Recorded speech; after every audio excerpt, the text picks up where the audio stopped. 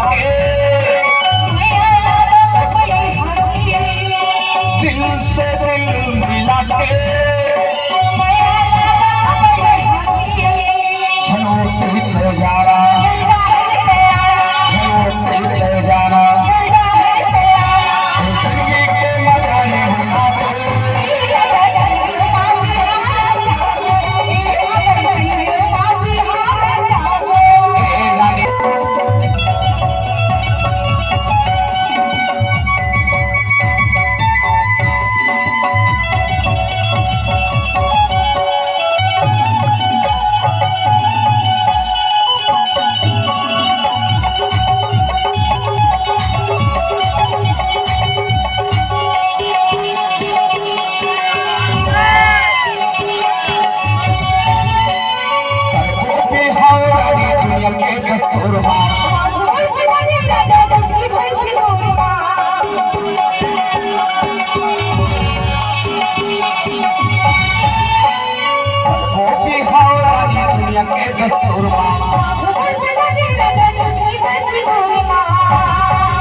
लेके आओ मेरा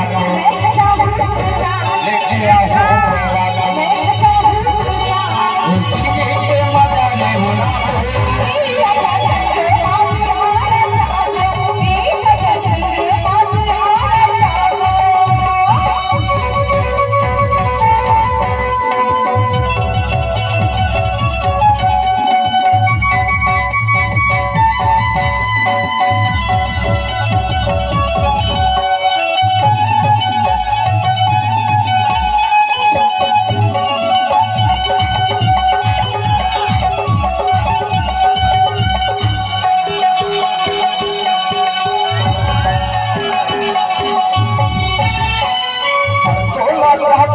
जान से ज्यादा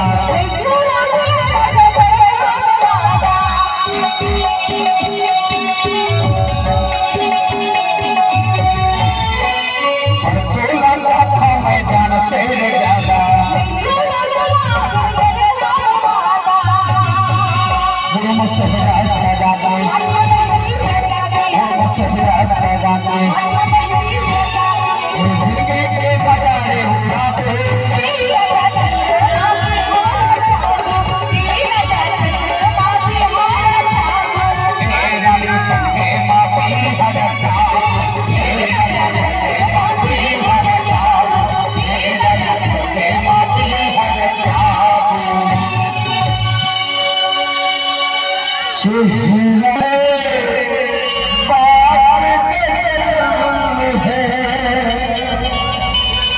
खुशबू जैसी